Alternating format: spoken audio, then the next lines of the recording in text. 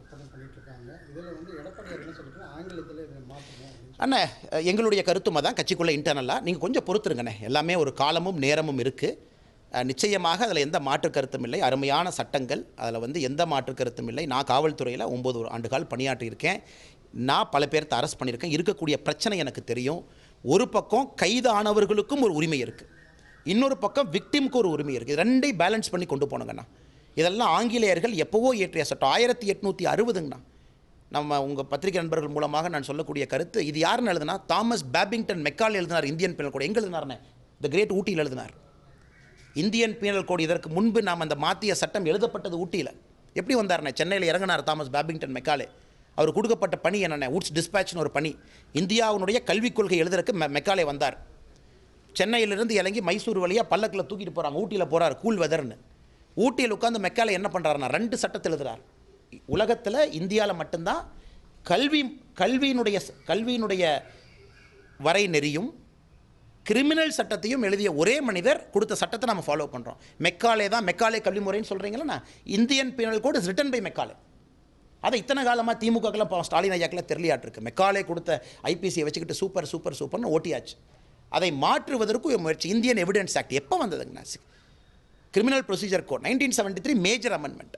கிட்டத்தட்ட 40 ஆண்டுகளாக ஒரு அமெண்ட்மெண்ட்டு கூட மேஜராக சிஆர்பிசியில் கொண்டு வரல. அதில் இருக்கக்கூடிய arrest, pre detention, trial, court, special courts, POCSO, definition of rape, mob violence, lynching, இதெல்லாம் கடந்த 10 ஆண்டுகள் நம்ம கேட்கக்கூடிய புதிய வார்த்தைகள்.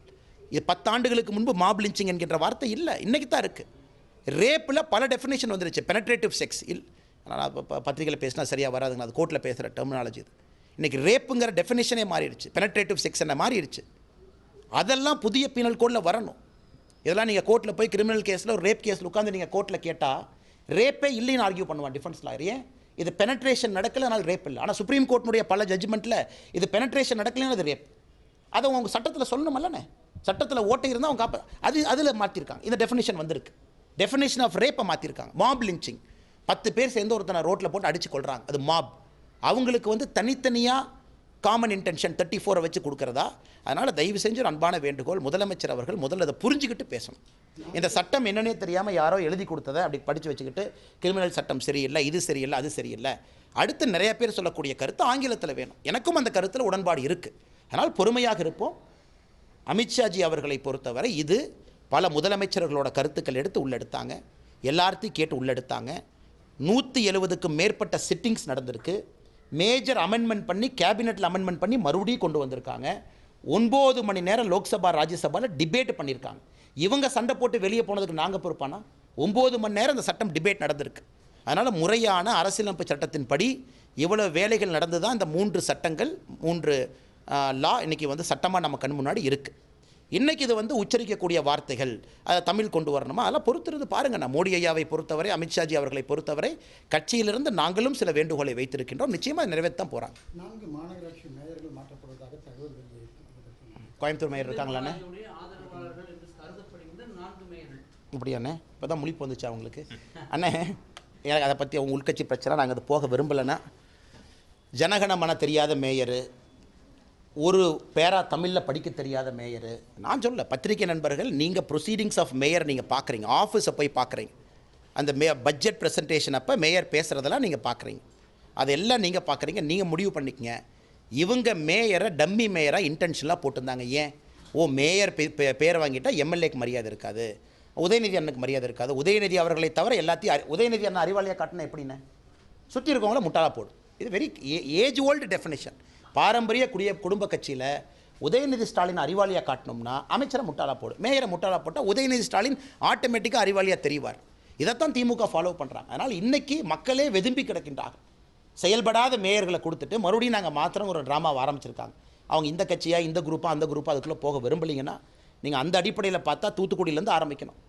அக்கா அமைச்சர், தம்பி மேயர், ஒரு ஊர்லேயும் போய் அப்படியே கிண்டி கிளறி பாருங்கண்ணா. மேயர் வந்து என்ன செய்கிறாங்க? திருநெல்வேலியில் வெள்ளம் வந்துருச்சு, மேயர் வந்து சேலத்தில் பந்தல் போட்டுட்ருக்காரு, இளைஞரணி பந்தல், உதயநிதி ஸ்டாலினுக்கு. அங்கே வெள்ளம் வந்து மக்கள் கிடக்குறாங்க, மேயரை காணோம். எங்கேயா மேயரை காணோன்னா, அண்ணா சேலத்தில் போய் பந்தல் போட்டிருக்காருன்னா இல்லை. இந்த மாதிரி மேயர் வச்சுக்கிட்டு இன்றைக்கி இவங்க நமக்கு வேக்கானம் சொல்கிறாங்க, இந்த குரூப் அந்த குரூப், அதனால் 4 மேயரை மாற்றணும். அப்புறம் ஏதோ டிஆர்பி ராஜான்னு ஏதோ பிஆர்ஓ ஏதோ அவங்களுக்கு அனுப்பிச்சாங்க, யாரோ அனுப்பிச்சாங்களே, அந்த கேள்வியில் இல்லையானே? ஏதோ சென்னை ஏர்போர்ட்டை பற்றி ஏதோ சொன்னாங்க. அதுக்கே அது பிஆர் அந்த டிஆர்பி ராஜா பிஆர் அனுப்புறது எக்ஸ்ப்ளனேஷன் கேட்டிங்கன்னா அதையும் கொடுத்துட்டோம்னா எல்லாம் மீடியா கொடுத்துருங்கண்ணே, அதை ஓப்பன் பண்ணுறேன் பாருங்கண்ணே. ஆனால் இன்றைக்கி 2 விஷயத்தை புரிஞ்சுக்கணும். தமிழ்நாட்டில் வந்து ஒரு நாய் செத்து போச்சு, அந்த நாய் பக்கத்தில் அண்ணாமலை போனார்னா உடனே திமுக என்ன சொல்லணும்னா, இந்த நாயை வண்டியை கொண்டு வந்து ஏற்றி கொடூரமாக கொலை செய்த அண்ணாமலை. எங்கேயாச்சும் ஒருத்தன் மாட்டினானா அண்ணாமலைகிட்ட ஒரு புகைப்படம் எடுத்திருந்தா உடனே அண்ணாமலை எலி செத்தால். அடுத்து இன்னொன்று ஆச்சரியம், ஏர்போர்ட்டுக்குள்ளே கடைகளை மிரட்டி அண்ணாமலையின் பெயரில் பணம் வசூல் செய்தார் எழுதியிருக்காங்க. ஆனால் ஏர்போர்ட்டில் என்ன பெட்டி கடையானே, அது டிஆர்பி ராஜாக்கு வெளியே இருக்கிற மாதிரி வெத்தலை கடையா? கத்தி எடுத்து நான் திமுக பேட்டரவுடி வந்திருக்கேன், நான் தான் கிளை தலைவர், நீ 10 ரூபா கொடுக்கலின்னா அது கொலை அறுத்துருவோன்னு சொல்கிற காலமானே. ஏர்போர்ட்டுக்குள்ளே போய் நான் அண்ணாமலை ஆள் வந்திருக்கேன், இங்கே பாரு நான் வந்து ஒரு பேட்டர் ரவுடி, நீ வந்து 10 ரூபா நான் கொடுக்கலினா அப்படின்னு. என்னன்னே கதை. 1970 ஆரம்பித்த அதே கதையை தமிழ்நாட்டில் எவன் குற்றம் செஞ்சாலும் அண்ணாமலை, தமிழ்நாட்டில் எவன் போனால் அண்ணாமலை, ஒரு ஃபோட்டோ அண்ணாமலை எடுத்துகிட்டு அண்ணாமலை, இதுதான். அதனால் நான் ஒரு விஷயத்தை தெளிவுபடுத்த விரும்புகிறேங்கண்ணா, என்னதான் நீங்கள் இதை பண்ணால் கூட மக்கள் பார்த்து கொண்டு இருக்கின்றார்கள். ஏன் உங்களுக்கு இவ்வளோ டெஸ்பிரேஷன்? எங்கே எது நடந்தாலும் அதை கொண்டு வந்து என்னுடைய தலையில் கனெக்ட் பண்ணுறக்கு. ஏன்னா கோயம்புத்தூர் உங்களுக்கு அனுப்பிச்சாங்கன்னு ஒரு பத்திரிகையாளர் நம்பர் சொன்னாரண்ணா, டிஆர்பி ராஜாவோட பிஆர் அனுப்பிச்சார், அதுக்கு பதில் சொல்லுங்கள். நான் அதையும் சொல்லிட்டேங்கண்ணா. வேறு ஏதாச்சும் கேள்வி இருக்குங்களாண்ணா? நன்றி அண்ணா, எல்லாத்துக்கும் கொடுத்துருங்கண்ணா.